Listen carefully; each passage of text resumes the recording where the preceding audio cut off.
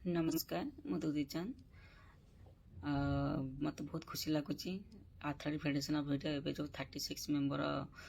team घोषणा कर राज्यगोष्ठी क्रीड़ापाई जोटा कि ब्रिमिंघम होगा जाऊँगी मु रिले रे पार्ट अच्छी आम ओडार श्रावणी नंद मु आउ धनलक्ष्मी हेमा दास अच्छा टीम रे आउ खुशी लगुच कि एत बड़ टूर्नामेंट रिले टीम मु सदस्य अच्छी आउ खुशी भितर टे दुख रहीगला मन भितर मोर कहीं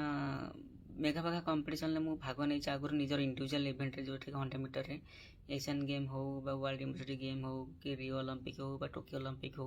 बहुत बड़ बड़ मेगा कंपटीशन मो निजर व्यक्तिगत इवेंट 100 मीटर मु सब जगह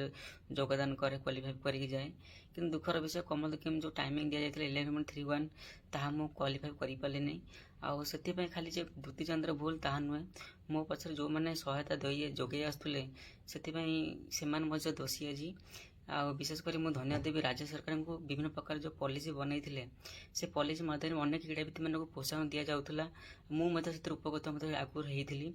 2018 राज्य सरकार घोषणा करते कि द्वितीय ओलंपिक प्रिपरेशन जहाँ किसी आवश्यकता पड़े सब प्रकार सुविधा दिज्व मत प्रदान करते से रियो ओलंपिक पर आरंभ करके राज्य सरकार सहायता जो एशियन एथलेटिक चैंपियनशिप मेडल नेबा हो एशियन गेम दुईटी मेडल पाइबा हो टोकियो ओलंपिक क्वालिफाई हो प्रत्येक बड़ बड़ टूर्नामेंट में सफलता अर्जन कर राज्य को गर्वित करी कि दुखर विषय 2021 पर राज्य सरकार पॉलिसी माध्यम जो सपोर्ट मत मिलवा कथा किसी ऑफिसर मन मानी जो मुझे पाइपारे ना जो समय जहाँ मत आवश्यक दरकार था मुझे पाइपारे ना फाइनेंशियल सपोर्ट पाइपारे ना जहाँद्वारा मो ट्रेनिंग हाम्पर है मुझे ठीक से ट्रेनिंग भी करें जहाँद्वारा जो परफॉर्मेंस मोर 11.17 कर नेशनल रिकॉर्ड हासिल करी परवर्ती मुहूर्त में दोहराई पारे 11:40 मोर रहा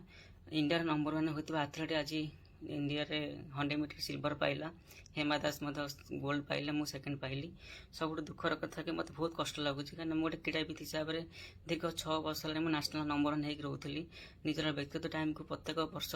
किसी नूतन क्रिएट करके नेशनल रिकॉर्ड करी आ बहुत ए वर्ष मोर आशा था आशावादी थी कि मुझे कॉमनवेल्थ गेम जीवी निज व्यक्तिगत इवेंट रे योगदान करी आ उन्नत धरण प्रदर्शन कर राज्य देश गौरव आनी कि से सपना आज मोर साकार हो पारा नहीं बहुत दुख रहीगला मन भितर भितर मत टे खुशी आश्वस्ति मिलूँ कि मुझे रिले टीम गोटे सदस्य होगी जाऊँगी निश्चित आशा विश्वास अच्छी कि 11 सॉरी जो 400 मीटर 4x100 मीटर रिले रे जो टाइमिंग आमको टार्गेट दि जाइए 43.92 निश्चित हम बोली मोर विश्वास कहीं धनलक्ष्मी व्यक्तिगत टाइम ए वर्ष 11.26 मोर 11:40 हेमादास 11:44 श्रावणी नंद 5:2 भल टाइम रही निश्चित भाव आम विश्वास अच्छु आम टीम भल प्रदर्शन कर मेडाल नेबार सुजोग पाइब शेष मुहूर्त में धन्य देवी किट किसी प्रतिष्ठा डॉक्टर अच्युत सामंत सर को जी की दीर्घ 7 वर्ष मो सहित जड़ित हो अच्छा सब प्रकार सुविधा सहयोग मत जोगे आसी आज गोटे पर गोटे सफलता पाई कि गोटे अनुष्ठान जी सहायता देवा कथा से जहाद्वारा मुझे कंटिन्यू रखिपारी मो स्पोर्ट्स को ओलंपिक इंजुरी कारण मुझे भल प्रदर्शन कर 11.56 होता आपड़ थे भावतु 5 टोकियो फेरला मुझे इंजुरी ठीक कलापर पुणी मुझे भल प्रदर्शन कर खेलो इंडिया गोटे गोल्ड गोटे सिल्वर मेडल देती फेडरेशन का ऊपर मत 100 मीटर गोल्ड मेडल पाई ओडिशा रे होता इंटर यूनिवर्सिटी गेम से गोटे गोल्ड मेडल पाई भल प्रदर्शन कर वर्ल्ड इंडोर भी चैंपियनशिप खेलने जाइए जोटा कि बेलगढ़ जाइली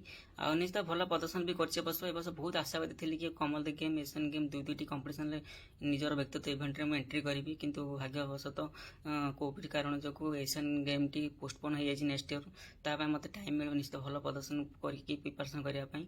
जेहेतु कॉमनवेल्थ गेम में होगा जाऊँगी गोटे मस पर अगस्ट आरंभ होगा जाऊँगी बहुत आशावादी थी वर्ष 100 मीटर जीवी भल प्रदर्शन करी राज्य गौरव ताहा मोर हो पारानी तथापि निराशा है आशा छाड़ी तथापि निजक आहरी स्ट्रंग करी आहरी भल प्रदर्शन करी आम समस्त को अनुरोध करी राज्य सरकार अनुरोध करी जो मैंने सुविधा सहयोग मत आगुरी जोगे आसते मत कंटिन्यू करूँ हुए तो आउ 3-4 वर्ष आहरी भल प्रदर्शन करी जहाद्वारा राज्य देश गौरव आनीपारि एमती देखा गले तो ओडार क्रीड़ाविद एथलेट बेसिकली क्रीड़ाविद संख्या दिन दिन कमिबार लगी राज्य सरकार ଏବେ